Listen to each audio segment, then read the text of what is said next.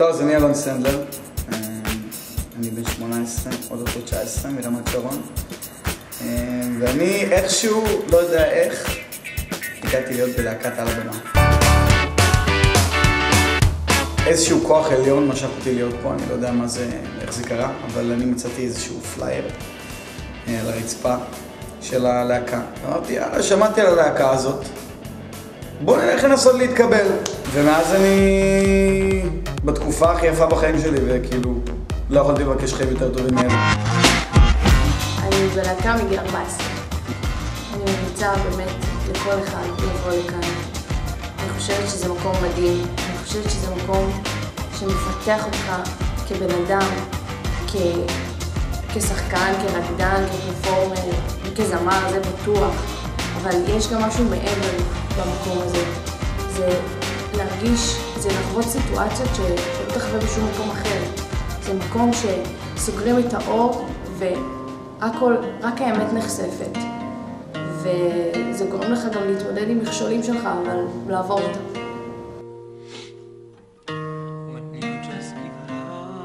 אז אני רועי ניק, ואני הגעתי ללהקה לפני 5 שנים, בגיל 15.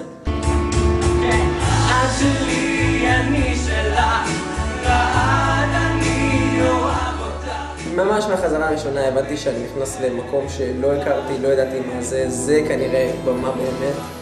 היה איזה סוג של קסם כזה, ונורא התרגשתי והייתי לחוץ וסגור, אבל זה משהו שהתגר אותי וגרם לי לבוא כאילו עוד ועוד ולהתפתח, וזה הצליח בסופו של דבר. ובזכות המקום הזה אני הבנתי שאני רוצה להיות על הבמה, וזה קרה בזכות הלהקה.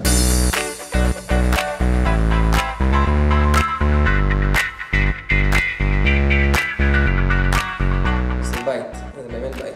זה מהחברים הכי קרובים אליי, זה האנשים הכי קרובים אליי, זה המורים שלי לעוד הרבה שנים, אני בטוח.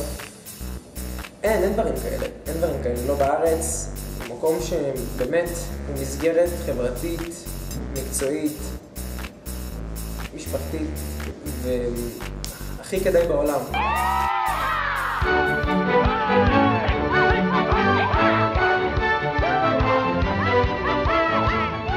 הלהקה זה לא רק תיאטרון, זה הרבה מעבר. זה העשייה שמאחורי הקלעים. לא נראה לי יש מקום כזה שמטפח גם את הצד השני בצורה כל כך חזקה כמו של הלהקה. של להיות בן אדם, של קודם כל תעזור, שדברים לא באים בקלות.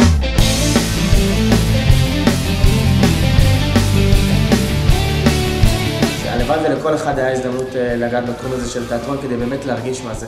הרבה אנשים רואים ונהנים מההתרגשות של לראות, אבל לא מההתרגשות של לעשות את זה.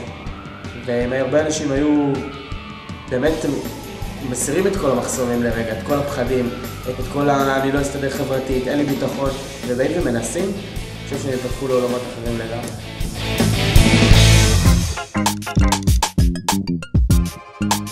להקת על הבמה, מבחינתי הרבה מעבר ללמוד פעם ראשונה מה זה במה, זה ללמוד פעם ראשונה איך עושים את זה ביחד. ובלהקה מאוד מלמדים אותך שהביחד זה מה שעושה את התוצאה הסופית.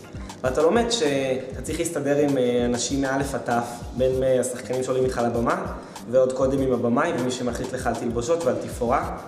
וזה אחד הדברים הכי שזכורים לי מהלהקה. אז הדבר הזה של אם אתה לא יודע לעשות את זה ביחד, אז אתה לא יודע לעשות את זה בכלל.